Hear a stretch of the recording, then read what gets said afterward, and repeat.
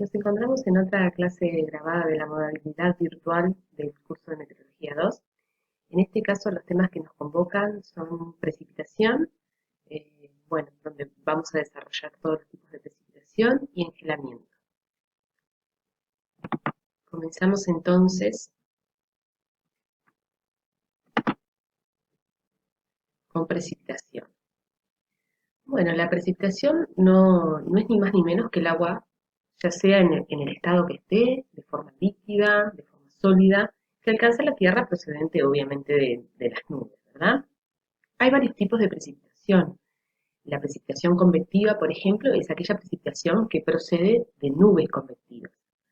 Como nubes convectivas encontramos los cúmulos congestus, que eran aquellos cúmulos con un desarrollo bastante significativo, torrecúmulos o, ni que hablar que también los chaparrones. Este tipo de precipitación convectiva es un tipo de precipitación del estilo de un chaparrón, una precipitación que es mucha cantidad de agua en un corto periodo de tiempo y comienza bruscamente y se detiene también bruscamente. Los cúmulos humilis, que eran uno de los tipos de cúmulos que hablábamos en la clase anterior de nubosidad, son cúmulos de buen tiempo, entonces nunca dan ningún tipo de precipitación.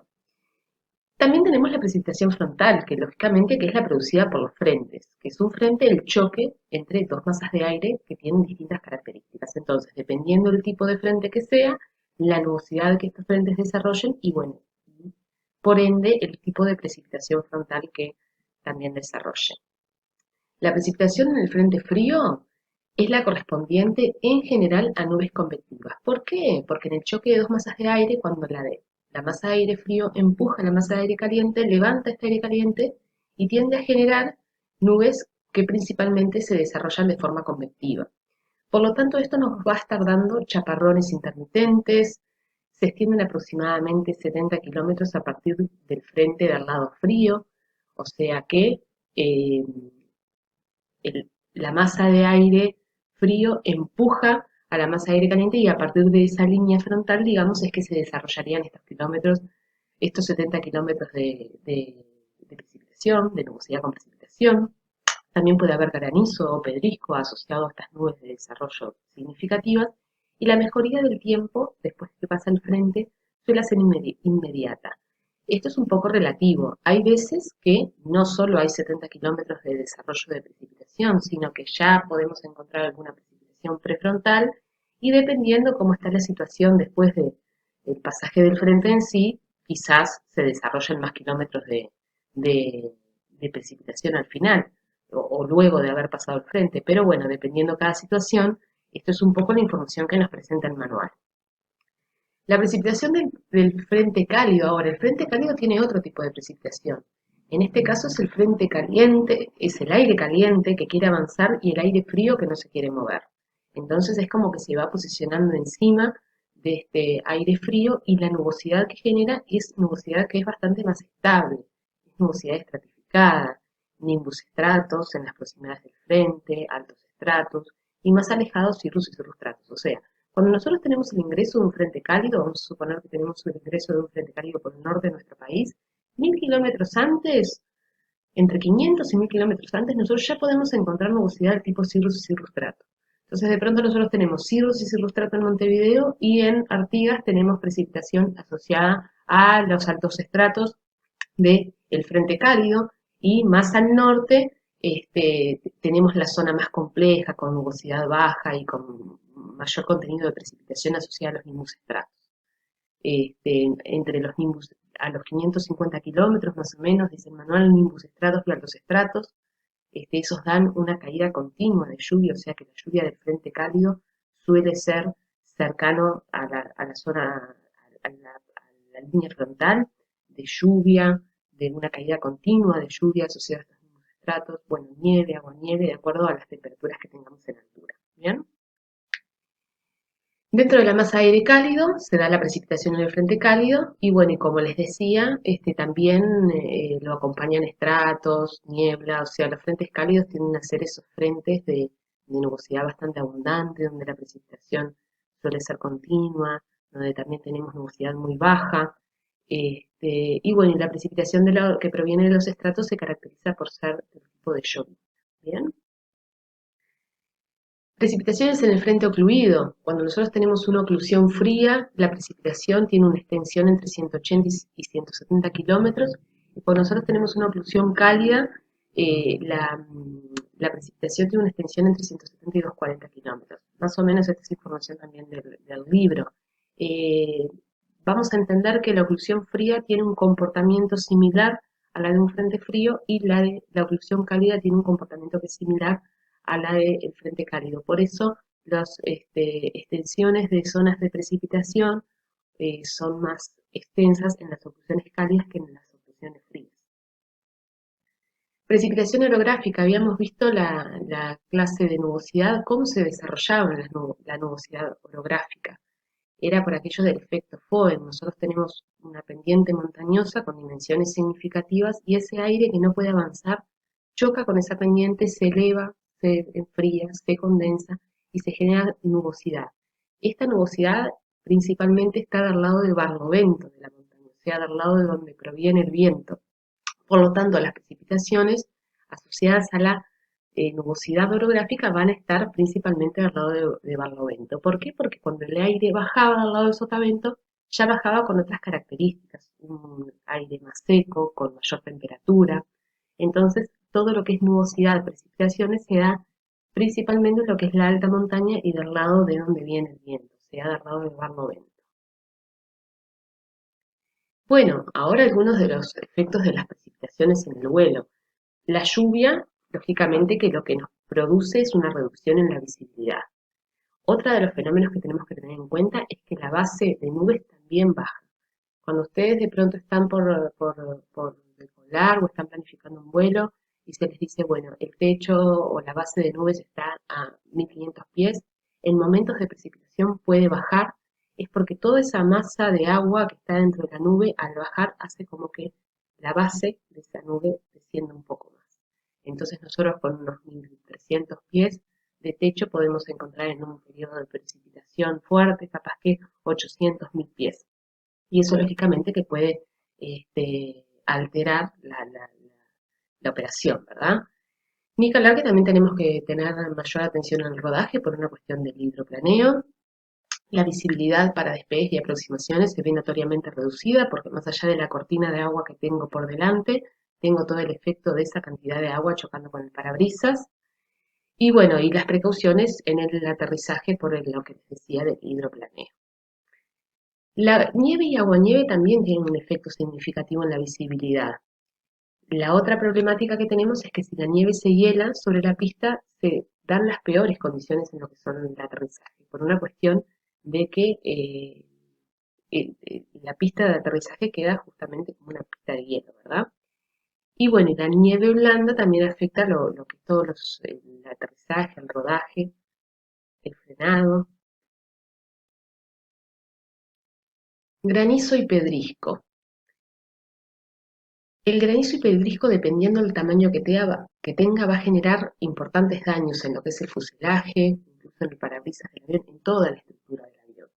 Una cuestión que tenemos que tener en cuenta es que a mayor velocidad el impacto es mayor y lógicamente que si esta piedra de granizo es más grande, el impacto va a ser más fuerte, ¿no? Cuando el tamaño de las piedras es superior a 2 centímetros, se dice que ahí ya podemos encontrar daños significativos. Y bueno, y el tamaño, miren acá en esta imagen, suele ser bastante significativo en ocasiones cuando los desarrollos de cumulonimbus son muy importantes, cuando hay pronósticos de que pueda haber granizo, y es bastante difícil precisar el tamaño de esta piedra de granizo pedrisco. O sea, el granizo en realidad es una piedra un poco más pequeña, cuando hablamos de una piedra de dimensiones más significativas estamos hablando de pedrisco.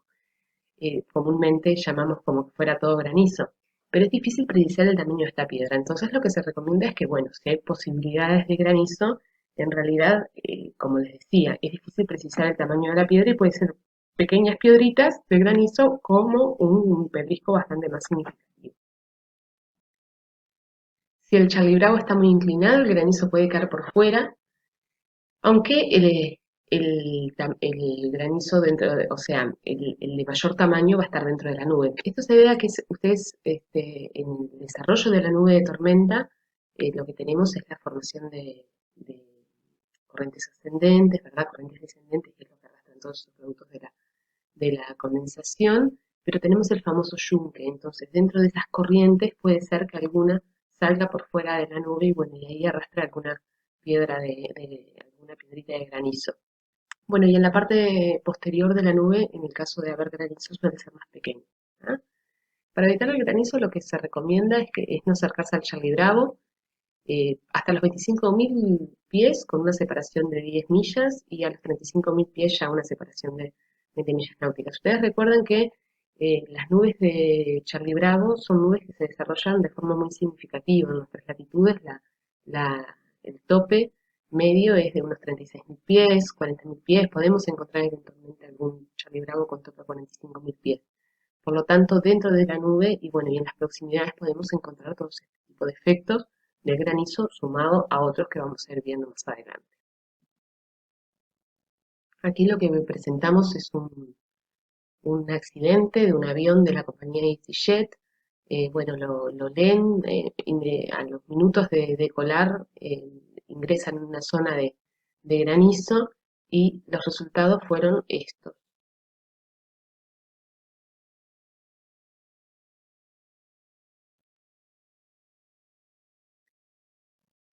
Y este caso, de pronto ustedes lo recuerdan, fue hace un poco más de un año, una granizada en septiembre del año 2018, entrando a la primavera, la granizada que cayó en varias zonas de Montevideo e interior, rompió techos y autos. Entonces aquí ustedes pueden ver, bueno, hangares de aeropuertos, las dimensiones del granizo, ¿bien? El tamaño de un huevo de gallina. En este caso, ¿no? Pueden ser más grandes, pueden ser un poco más pequeñas. Y aquí se ve la formación. ¿Se acuerdan cuando vimos la formación de las nubes? Hablamos de la teoría de la nucleación primero y después de la coalescencia, cómo se nota de que estas piedritas son como los cúmulos de pequeñas piedritas que se van agrupando, chocando y agrupándose, y su formación no es redonda, sino que es bastante más irregular, donde se ve la formación de las piedras más pequeñas unidas. ¿Bien? Y en este caso lo que teníamos era el pasaje de un frente frío. Esta es la imagen satelital, donde se ve la ubicación del frente, en este caso es a una hora determinada, y esto que está aquí corresponde a los umbrales de temperatura. Las imágenes de topes nubosos son imágenes que son infrarrojas y están coloreadas dependiendo de umbrales de temperatura.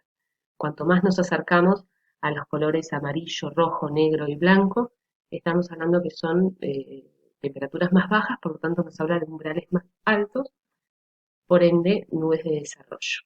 Y ahora lo que vamos a ver a continuación es un video del vuelo 242 de un DC-9 que estaba llegando a New Hope con un saldo de 72 fallecidos y de estos 72 fallecidos 9 en tierra.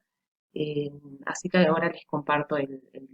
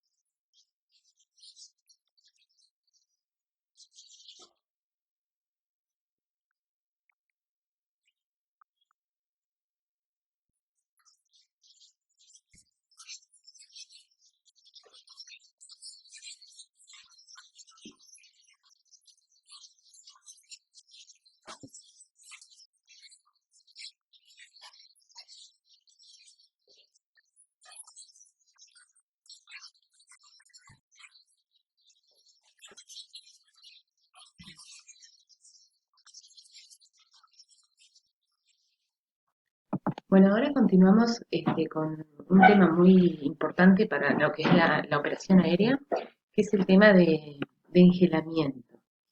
El engelamiento no es ni más ni menos que la formación de hielo que se produce en un avión en determinadas circunstancias.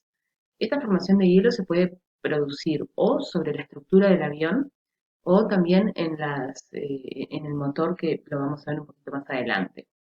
Para que se dé la formación de engelamiento necesitamos que el agua que formen las nubes o la precipitación esté en un estado particular, que es un estado que es líquido, pero con una temperatura que es inferior a los 0 grados. Entonces ustedes dirán, bueno, ¿cómo puedo conseguir agua? Sabemos que el punto de fusión del agua es a los 0 grados, que habiendo pasado los 0 grados, encontrándose dentro de un rango de temperaturas negativas, se encuentre líquida. Bueno, y eso en la atmósfera sucede, porque en la atmósfera estamos teniendo un agua que es pura. Entonces esta agua tiene la capacidad de formar gotas en estado de superenfriamiento. ¿Qué son estas gotas? Bueno, son gotas que con temperaturas debajo del 0 grado todavía se mantienen en estado líquido. Y al tocar una estructura que rompa el equilibrio, como puede ser la estructura de la aeronave, se congelan inmediatamente. Para entender un poquito más esto, vamos a ver un videito de, de un análisis de laboratorio en investigación de un accidente.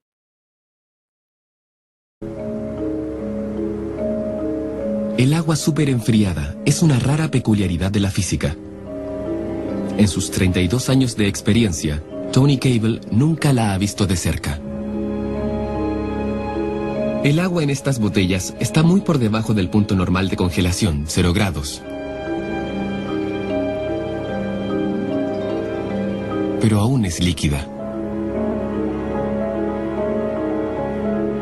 Los cristales de hielo solo pueden crecer alrededor de partículas diminutas, y esta agua es extremadamente pura. Pero si Cable inserta un tubo de metal, Vaya. hay hielo sólido instantáneo. Al ser golpeado por agua superenfriada, un tubo pitot podría congelarse en segundos. Bueno, ahora, ¿cuáles son los factores que intervienen en este engelamiento? Tenemos la temperatura, el diámetro de las gotas de agua y el contenido de agua líquida. Primero que nada, la temperatura. Nosotros, para tener engelamiento, tenemos que considerar dos cosas. Primero, estar volando dentro de nubosidad, dentro de nubes. Después, tener temperatura debajo del 0 grado. Otro de los elementos que intervienen es el diámetro de las gotas de agua, porque vamos a ver que hay veces que las gotas que son grandes se congelan inmediatamente a temperaturas más cercanas al cero. Pero las gotas, cuando son muy pequeñitas, podemos encontrar temperaturas mucho más lejos de lo que es el 0 grado, digamos 20 grados bajo cero, 25 grados bajo cero, y estas gotas las gotas pequeñas tienen la capacidad de mantenerse en estado de superenfriamiento, o sea, en estado líquido a esa temperatura. Y bueno, y lógicamente que el contenido de agua líquida o agua líquida en este estado especial de superenfriamiento, ¿no? Debajo del 0 grado, pero todavía en estado líquido. Hay varios tipos de engelamiento. El hielo granular, por ejemplo, es un hielo que es opaco, blanco, de textura granular, porosa. Es un hielo que se desprende con facilidad. ¿Por qué? Porque el avión va chocando con pequeñas gotitas superenfriadas. Entonces, estas gotitas superenfriadas chocan y se solidifican, chocan y se solidifican, chocan y se solidifican. Y van formando una capa porosa que entre pequeña gota congelada con las otras quedan algunos espacios de aire. Entonces eso hace que la textura de este tipo de hielo sea granular, sea poroso y sea de fácil desprendimiento. Este tipo de hielo se puede dar hasta temperaturas de unos 20 grados bajo cero. Ya el hielo claro es un hielo un poco más complicado de quitar. Es un hielo denso, es un hielo duro, es cristalino, por eso se llama hielo claro. Hay alguna bibliografía que lo pueden encontrar como hielo vítreo, que proviene de vidrio, porque parece justamente un vidrio, es un hielo cristalino, transparente, que se desprende con mucha dificultad. ¿Por qué? Porque este hielo se forma cuando el perfil alar o la estructura del avión choca con grandes gotas superenfriadas. Entonces la gota toca y empieza a desplazarse, en este caso por el plano, se va solidificando. Otra gota toca y se comienza a desplazar y se va solidificando. Entonces, de esta forma, creamos una capa de hielo cristalino, transparente, que es mucho más difícil de desprender que el hielo granular. Y también lo encontramos con temperaturas más cerca del 0 grado. Entre 0 y 12 grados bajo cero vendrían a ser las temperaturas más propicias para la formación de este tipo de hielo claro. Después encontramos el hielo mixto, que es una mezcla de hielo granular y hielo claro, y se da en nubes donde hayan de estos dos tipos de gotas, gotas pequeñas y gotas grandes, súper enfriadas. La nieve húmeda es otro tipo de engelamiento, está constituida por gotas de agua superenfriada y cristales de hielo que se van adheriendo sobre el avión. Eh, Vendría a ser el agua nieve. Da lugar a engelamiento con temperaturas próximas a 0 grados. O sea, no necesito tener temperaturas muy debajo del 0 grado para poder ser afectado por este tipo de nieve húmeda. Tendría que ser como una precipitación engelante, una lluvia engelante, la nieve húmeda. Lógicamente que esa nieve húmeda, al estar en contacto con la superficie de la aeronave, se adhiere, ¿verdad? Bueno, la escarcha que se forma en la estructura de la aeronave es la misma escarcha que se forma en invierno a la intemperie. Este, Al ser la capa en contacto con la superficie rica en humedad, el enfriamiento nocturno hace que la temperatura baje por debajo del 0 grado y el vapor de agua se transforma en hielo sobre el suelo frío. O sea, podemos tener rocío sobre el pasto, para poner un ejemplo, y si las temperaturas en superficie son debajo del 0 grado, entonces lo que se me forma es hielo. Eso mismo puede suceder en un avión que queda aparcado en la superficie. La aeronave queda aparcada en la superficie, las temperaturas descienden por debajo del 0 grado, entonces todo ese vapor de agua que se encuentra suspendido en la atmósfera, en contacto muy cercano a la superficie, se solidifica sobre la estructura de la aeronave. Lo que es importante es que de tener escarcha en el avión, tiene que ser eliminada antes de emprender el vuelo, porque esta escarcha puede estar obturando alguno de los orificios que nos dan información para los instrumentos en la aeronave. El engelamiento con cielo despejado vendría a ser una escarcha, pero en altura. ¿Cuándo se da? Cuando tengo, por ejemplo, una aeronave volando a temperaturas muy bajas, como unos 30 grados bajo cero, y de golpe desciende a una zona que tengo mucha humedad y más caliente. Esa zona húmeda que tiene presencia de vapor de agua hace que al entrar en contacto ese vapor de agua con la superficie de la aeronave, que está fría porque procede de una zona mucho más fría, bueno, entonces se solidifique sobre la estructura de la aeronave. La clasificación de engelamiento, y esto es importante que lo tengan en cuenta. El engelamiento se clasifica de acuerdo a la razón de engelamiento. ¿Qué es ahora la razón de engelamiento? Es la cantidad de hielo que se forma por unidad de tiempo. Cuando hablamos de razón de engelamiento no hablamos de causa de formación de hielo, sino del tiempo o la cantidad de hielo que se forma por unidad de tiempo. Entonces tenemos alguna clasificación que es en ligero, en moderado y en fuerte. Un engelamiento ligero en general no genera mayores inconvenientes, ya un engelamiento moderado y engelamiento fuerte es importante que lo tengan en cuenta. El engelamiento ligero es una acumulación de hielo que se produce lentamente, desde indicios de hielo hasta 5 milímetros en 5 minutos, es la razón de engelamiento, y lógicamente que si bien hay una afectación en el avión, esta afectación es una afectación ligera, que es fácil de solucionar, vamos a decir, ¿verdad? Ese símbolo es el símbolo de engelamiento ligero. Más adelante, cuando veamos toda la información meteorológica, vamos a ver que algunas cartas de tiempo significativo, algunos informes meteorológicos dan la información de engelamiento con estos símbolos. En general, un engelamiento ligero no es notificado en estos casos porque lo que nos interesa es saber dónde está ubicado el engelamiento moderado y fuerte, que son los que más afectan a la aeronave. El engelamiento moderado es cuando hay una acumulación de hielo en un corto periodo de tiempo, ya en este caso se enturbian los cristales de la cabina, La formación oscila desde 5 a 50 milímetros en 5 minutos, y bueno, y yo en engelamiento moderado, que este es el símbolo, ya es un aislamiento que empieza a generar algún inconveniente, ¿verdad?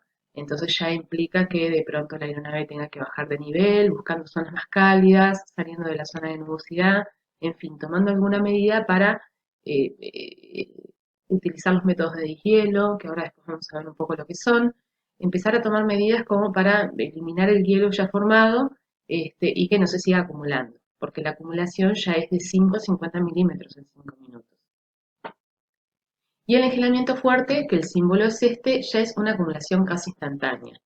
Eh, este tipo de engelamiento forma una capa de hielo muy gruesa en poco tiempo. Se habla de un espesor de más de 50 milímetros en 5 minutos, lo que es bastante significativo. Y bueno, indica hablar que de tener engelamiento fuerte, inmediatamente tomar acción en cambiar de zona, salir de nubosidad dentro de lo posible. Tener en cuenta que este engelamiento me puede estar obturando el tubo pitot, otros implementos, me genera resistencia, me aumenta el peso, entonces me va a estar desconfigurando mi actuación normal de la aeronave. Ahora, ¿cuáles son las nubes que generan engelamiento? Se habla de que el cúmulo no el cúmulo de buen tiempo, sino el cúmulo congestus, el torrecúmulo, la nube de desarrollo vertical y el Charlie Bravo poseen engelamiento fuerte. De hecho, el cúmulo congestus, que es el torrecúmulo, puede llegar a tener en la parte alta muchísimo más posibilidades de formación de engelamiento fuerte que el Charlie Bravo. ¿Por qué? Porque el Charlie Bravo es una nube de la que está precipitando. Entonces, cuando el Charlie Bravo está en la etapa de madurez, en la etapa más peligrosa de la vida de la tormenta, en realidad esa agua está en movimiento y está cayendo. No obstante, dentro del Charlie Bravo también hay engelamiento y este engelamiento fuerte, ¿verdad? El nimbustrato, que es esa nube espesa, de aspecto sombrío, negra, de la que cae muchísima cantidad de agua, sin embargo tiene un engelamiento que es ligero. ¿Por qué? Porque la nube, como está precipitando de continuo y es mucha cantidad de agua que está cayendo, inhibe a la formación de engelamiento. Entonces, de haber engelamiento es un engelamiento ligero. Ahora, atención, sí tengo que realizar de pronto una espera dentro de esta nube de nimbustrato, porque de estar debajo de 0 grado, esta nube va a tener grandes gotas en estado de superenfriamiento, por lo tanto, son súper adhesivas para lo que es la estructura de la aeronave. Lo que son los estratos y los estratos cúmulos son nubes que tienen bastante contenido de agua. Entonces, en el caso de estar debajo de la isoterma de 0 grado, presentan un engelamiento y este engelamiento suele ser moderado. Un altocúmulos presenta un engelamiento ligero. El altocúmulos es una nube cuyo espesor en la vertical no es muy grande. Entonces, cambiando de nivel, saliendo de la capa de altocúmulos, inmediatamente se soluciona. El altostrato, si bien es una nube bastante más espesa, no es una nube tan corta de espesor, vamos a decir, es una nube que, si bien tiene agua, en su contenido la mayor parte es hielo. Entonces, en general, si de presentar engelamiento es un engelamiento ligero. Y bueno, y el cirrus es una nube que directamente no presenta engelamiento, en el caso de presentar es un engelamiento ligero. Pero el cirrus es una nube donde ya el hielo está formado. Recuerden que es una nube que está arriba de los 20.000 pies, 18, 20.000 pies, y es pura y exclusivamente hielo. O sea, no tenemos agua en estado de superenfriamiento en este tipo de nubes. Bueno, las características del avión, el aislamiento va a depender de la forma del avión, de los distintos elementos, la velocidad. Si bien cuanto mayor es la velocidad, recoge más cantidad de gotas superenfriadas o por unidad de tiempo, pero más rápido sale de la zona. Entonces, en realidad la velocidad del avión es algo que juega a favor y que juega en contra. Más rápido salgo de una zona de engelamiento, pero también estoy recogiendo más cantidad de agua superenfriada sobre la estructura. Y bueno, y la temperatura del avión también depende de la velocidad, ya que por una cuestión de fricción, en realidad la temperatura del avión es un poco más elevada de la temperatura que tengo ambiente.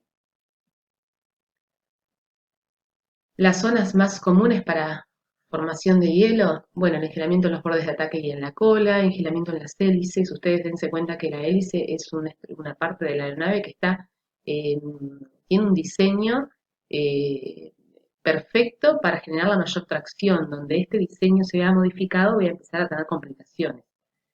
En el tubo pitot, con todo lo que implique los instrumentos asociados al ingreso de aire por el tubo pitot, el enfriamiento en las antenas, formación de hielo en el parabrisas, en el tren de aterrizaje, que puede llegar a generar incluso eh, la traba del tren, los descensos de tren. Formación de hielo por impacto es el que se genera, ya en este caso estamos hablando de enfriamiento en los motores, y vamos a ver que hay dos tipos. Uno es la formación de hielo por impacto, que es la obstrucción mecánica por generarse hielo en lo que es la toma de aire del motor, entonces se impide que el aire llegue al sistema de carburación. Esa vendría a ser la primera formación de hielo y después la formación de hielo en el carburador. Que lo importante de este hielo es de que el hielo dentro del carburador se puede generar incluso con temperaturas positivas exteriores, no necesariamente con temperaturas negativas. O sea, es una formación de hielo que es totalmente ajeno a la temperatura que tenga en el exterior. ¿Por qué? Porque en realidad se da por una cuestión interna dentro del carburador y es que el aire cuando ingresa se expansiona. Al expansionarse se enfría y al enfriarse, de haber vaporización de combustible en la zona, este combustible se solidifica, este vapor se solidifica y se forma hielo generando una obstrucción en el carburador o una disminución del ingreso del flujo de aire. Esto sería un carburador limpio, con su ingreso de aire normal, con la válvula mariposa funcionando de forma normal, y cuando nosotros tenemos la formación de hielo en el carburador queda así. Entonces, lo que se recomienda es ir moviendo la palanca de gas, cosa que esta válvula mariposa esté en constante movimiento y de formarse hielo se rompa, se quiebre. De haber una formación de hielo en el carburador, lo que se siente es una disminución en la potencia de la aeronave. Hay algunos medios antihielo, como los anticongelantes y los descongelantes. Lo que hacen los anticongelantes es impedir que la formación de hielo se llegue a producir y los descongelantes ya actúan sobre el hielo ya formado. Este tipo de medios son una especie de alcoholes especiales, glicoles, que tienen un punto de congelación mucho más bajo que el agua. Entonces se realizan baños en las aeronaves para evitar que el hielo se forme o para sacarlo una vez ya formado. Los medios antihielo son los que tiene la aeronave, tenemos los medios térmicos y los mecánicos. Los mecánicos lo que hacen es evitar el enfriamiento a medida que se va formando, o sea, formada la capa, lo van quebrando para poder eliminarlo, y los medios térmicos lo que hacen es calentar las zonas importantes de la aeronave que no queremos que se forme hielo, para que directamente el hielo no se forme. El tema es de que estos medios, si nosotros estamos volando en una zona con gotas super enfriadas por mucho tiempo, llega un momento que colapsan, ¿verdad? Bueno, medios químicos son baños de grasas o líquidos compuestos de distintas sustancias que hacen que cuando el agua super enfriada entra en contacto con la superficie directamente quede líquida. ¿Cuáles son los efectos de la operación aérea con hielo? Bueno, cuando estamos hablando del despegue y tengo formación de hielo, aumenta el rozamiento, aumenta la carga de despegue, lógicamente, aumenta la velocidad de pérdida, se reduce el ángulo de subida y con un ángulo normal de rotación podemos tener que un avión con hielo entre en pérdida. En el aterrizaje, el hielo en los bordes de ataque, el hielo en los bordes de ataque puede ocasionar incrementos de un 30% en la velocidad de pérdida y la distancia de aterrizaje puede aumentar un 50%, o sea, tener en cuenta si vengo aterrizando con hielo, dependiendo cómo está cargado el avión, si tengo una pista que es corta, porque todas estas distancias que, sin hielo no nos generan inconvenientes, pero con formación de hielo pueden complicarnos la operación de aterrizaje. Bueno, en esta gráfica lo que vemos es cómo, de acuerdo al ángulo de ataque, cuál es el coeficiente de sustentación. Entonces tenemos un ala limpia, el coeficiente de sustentación es el máximo, ya con un ala con escarcha y con un ala con hielo. O sea que ven en esta gráfica cómo realmente tiene un efecto importante el hielo. Bueno, en vuelo el anticongelante como medida preventiva, el descongelante quitando el hielo ya formado una vez que se formó. Y aquí, para finalizar esta parte de engelamiento, lo que les traje es las comunicaciones de un accidente de la aerolínea Sol Esto fue en el año 2011, si mal no recuerdo. Era el vuelo 5428 de la aerolínea Sol, un Saab 340, la aeronave, y estaba haciendo la ruta Córdoba, Mendoza, Neuquén, Comodoro. El saldo de este accidente fueron 22 fallecidos. 3 eran de la tripulación. Entonces ahora lo que sigue a continuación es la transcripción de las comunicaciones. Yo quiero que ustedes las lean prestado atención desde la hora que ellos perciben que están teniendo formación de hielo y todo lo que va sucediendo hasta que unos 20-25 minutos después pierden el control total de la aeronave con el saldo que les comenté recién. El engenamiento uno de los peligros que tiene la aviación. Lo que tenemos que saber es, bueno, primero tener conocimiento, como les decíamos, después saber qué es lo que hacer en el caso de tener formación de hielo y lógicamente que si mi aeronave no está preparada para volar en una zona con engenamiento, evitar la zona. ¿Ah? Bueno, esto es todo por la clase virtual de hoy, así que nos vemos más adelante con algún otro tema. Muchas gracias.